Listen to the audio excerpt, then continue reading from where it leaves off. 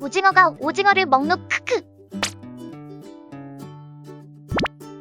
동족포식이란 한 동물이 자신과 같은 종의 개체를 먹이로 잡아먹는 것입니다. 1500종 이상의 종이 이러한 동족포식을 하는 것으로 알려져 있으며 자연계에서 동족포식을 전혀 하지 않는 동물은 육식동물 중에선 거의 찾아보기 힘들다고 합니다. 인간도 육식을 하는 만큼 당연히 예외가 되지 않으며 인간끼리의 동족포식은 식인이라고 칭합니다. 동물들이 동족포식을 하는 이유는 한 가지가 아닌 여러 가지가 있는데 첫 번째는 약한 새끼를 제거하기 위함입니다. 햄스터나 쥐 같은 설치류들은 새끼가 태생부터 약하게 태어나거나 부상 등으로 몸이 온전하지 않을 경우 부모는 새끼를 키우는 것을 포기하고 잡아먹어버리거나 그나마 건강한 다른 새끼에게 먹이는 경우가 있습니다. 약한 새끼를 희생시킴으로써 다른 개체들을 살리기 위한 전략이자 천적들의 접근으로부터 집단을 살리기 위한 선택인 것입니다. 애완용으로 기르던 햄스터가 자신의 새끼를 잡아먹는 기괴한 경우도 종종 있는데 이런 경우 인간의 손길이 닿아 냄새가 진하게 배어있기 때문에 어미가 극도의 스트레스를 받아 새끼를 잡아먹는 경우가 크다고 합니다.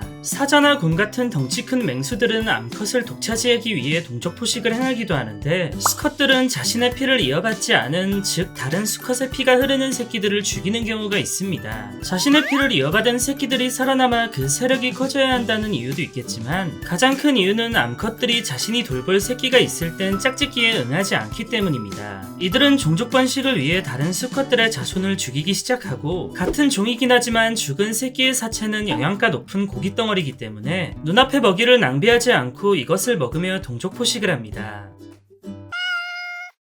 같은 종족을 서로 잡아먹는 것은 어떤 관점에선 자신의 종을 망치는 걸로 볼 수도 있지만 몇몇 경우엔 오히려 종 전체의 성장과 생존에 도움이 된다고 합니다. 먹이가 한정되어 있고 약한 녀석은 곧 잡아먹히는 냉혹한 야생이니만큼 동족포식을 행함으로써 같은 종끼리의 먹이 경쟁을 줄여주고 더더욱 강한 개체만을 남겨 생존에 유리한 강한 집단을 만들어냅니다. 모래뱀 상어의 경우 알이 어미의 뱃속에서 각기 다른 속도로 자라고 부화하는데 모래뱀 상어는 신체 구조상 단 2마리의 새끼밖에 뵐 수 없는 구조이기 때문에 저 두 자리를 차지하기 위해 빠르게 부화하고 자란 새끼들은 다른 알들과 새끼를 잡아먹으며 성장합니다. 태어남과 동시에 동족포식을 하며 최종적으로 살아남은 이 2마리의 새끼들이 세상 밖으로 나왔을 땐 이미 누구보다 강한 마동석이 되어 있습니다. 지금까지 설명해드린 사례들 외에도 짝짓기 이후 암컷이 영양분을 보충하기 위해 수컷을 잡아먹는 거미나 사마귀 같은 사례도 있으며 부모가 새끼를 입에 넣어 보호하다 의도치 않은 실수로 삼켜버리는 일부 어류의 경우에도 동족포식의 사례로 볼 수 있습니다. 하지만 인간이 준 사료에 든 동족을 모르고 먹는 반려동물이나 가축의 경우에는 분류상 동족포식에 해당되지 않는다고 합니다.